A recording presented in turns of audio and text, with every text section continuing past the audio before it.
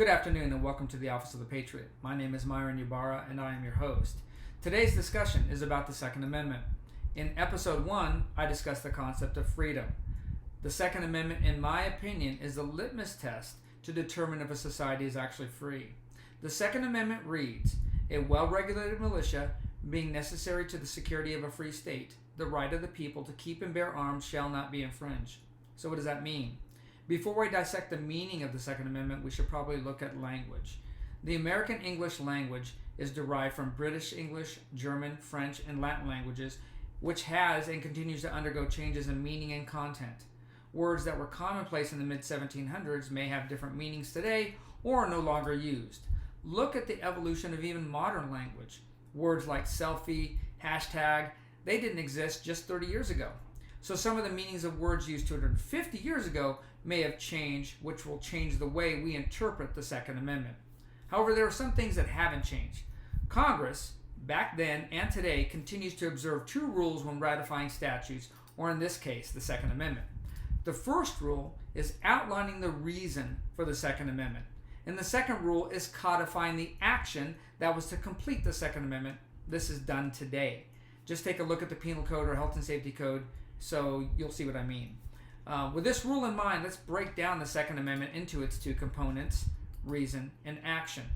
The reason of the Second Amendment is noted in the first part of the sentence of the Second Amendment, a well-regulated militia being necessary to the security of a free state. This is the reason why the Second Amendment was ratified. The second part of the sentence of the Second Amendment, the right of the people to keep and bear arms shall not be infringed, is the action that is required as a result of the reason noted in the first part of the sentence. Also, we can't go back in time to ask our founding fathers what the exact meaning and intent of the Second Amendment was. So we have to look at historical facts of the day, coupled with the evolution of the American English language to make educated guesses. After the United States Constitution was ratified, state representatives debated about the need for a standing federal army. Some state representatives believed that a standing federal army was counter to the principles of the United States Constitution and specifically the Bill of Rights. They believed that a standing army could easily be misused by the existing government by pitting the army against the people just as easily as it could in defense of the people or in defense of the nation. As a matter of fact, the fear that this would happen was the catalyst to disbanding the First Continental Army following the Revolutionary War. These representatives argued that state militias would provide men at arms at the behest of the federal government in the event the country required defending against potential threats from other countries and or Native Americans who at that time were considered a threat to national security. As of late, I've heard many talking heads in the media and on the left claiming that the first sentence of the Second Amendment allows government to put limits on the Second Amendment because of the phrase well-regulated. So let's look at this claim. Prior to being inducted into a militia and dispatched by order of the federal government, people in the United States were free. As such, limits to the rights to keep and bear arms weren't in play, just as limits to the freedom of speech or the right to practice whatever religion they chose. It wasn't until people were formed into militias and placed into the service of the federal government as part of its army did the government gain control, thus making the militia well-regulated. The well-regulated phrase wasn't used to limit the rights of the people to keep and bear arms. It was used to allow the federal government to take state militias and organize them into a unified federal army of the United States. This action limited freedoms of the individual as a result of the extreme circumstance that made it necessary to justify forming a militia under government control.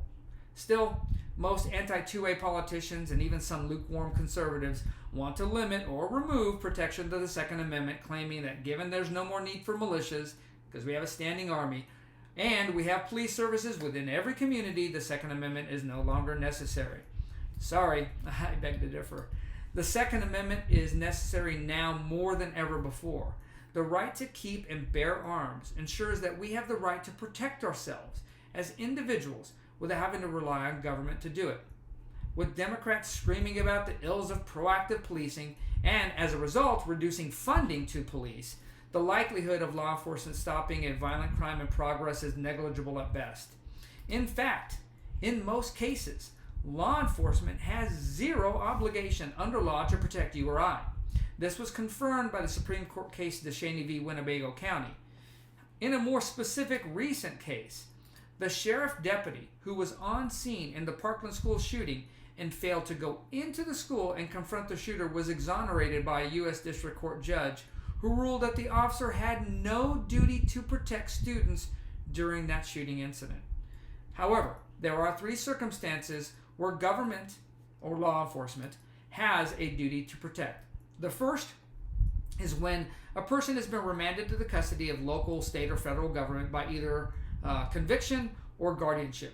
However, even in this circumstance, the duty to protect has limits in that the government can't guarantee the safety of the inmate or ward while in custody.